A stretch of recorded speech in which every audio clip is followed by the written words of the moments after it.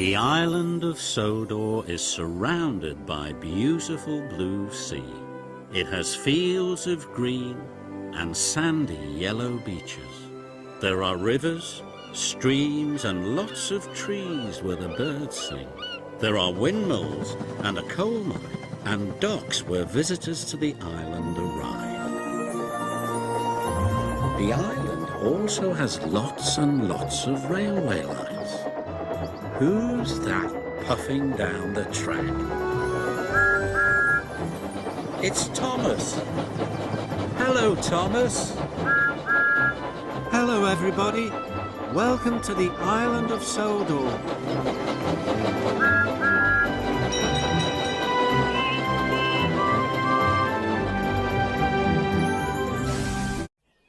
Nancy is a guard's daughter.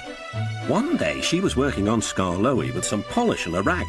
Skarloey was snoozing happily, but Nancy wanted to talk. "Wake up, lazy bones! Your brass is filthy. Aren't you ashamed?" "No," yawned Skarloey. "You're just an old fusspot." And Skarloey closed his eyes. He was thinking about his friend Rheneas and all the good times they had shared together before Rheneas went away to be mended.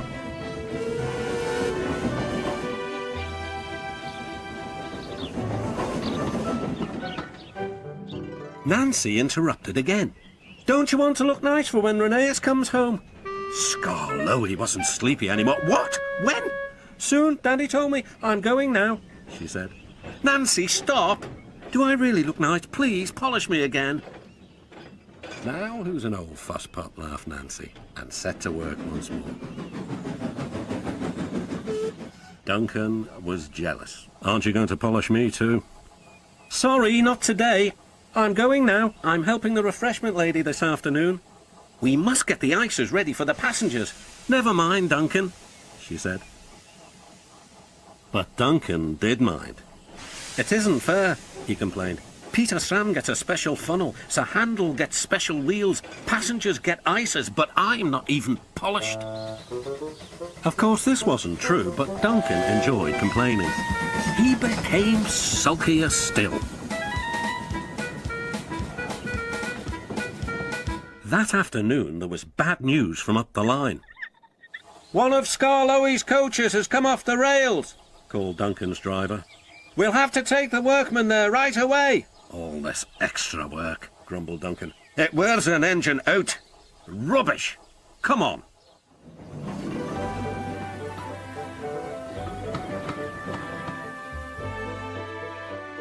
The derailed coach was in the middle of Skarloey's train, so he had gone on to the top station with his front coaches. Duncan shunted the works train into the sidings and left the workmen to sort out the mess. Then he brought the passengers and the rear coaches home. He sulked all the way. "I get no rest, I get no rest," he muttered. Duncan made the journey very difficult. He was short of steam, so his driver waited a while in the hope of raising more. But Duncan wouldn't try. "We'll keep our passengers waiting," said his driver. Duncan was cross. "You always think about the passengers and never about me."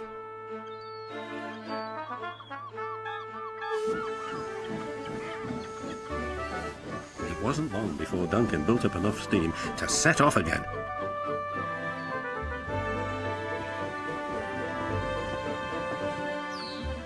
But he was still very grumpy and cross.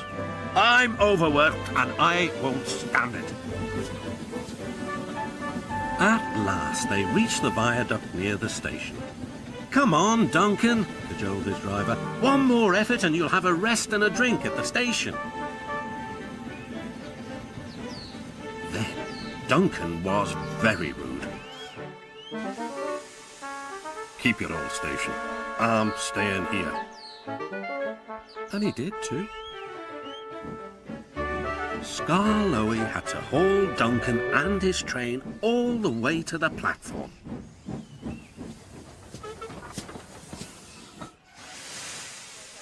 The passengers were furious. They told everyone what a bad railway it was. That night, the fat controller spoke to Duncan.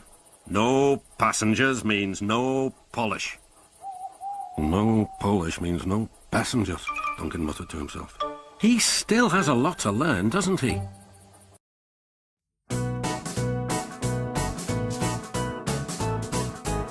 They're 2, they're 4, they're 6, they're 8, shunting trucks and hauling freight. Red and green and brown and blue, they're the really useful crew, all with different roles to play. Around Tidmouth sheds or far away, down the hills and round the bends, Thomas and his friends.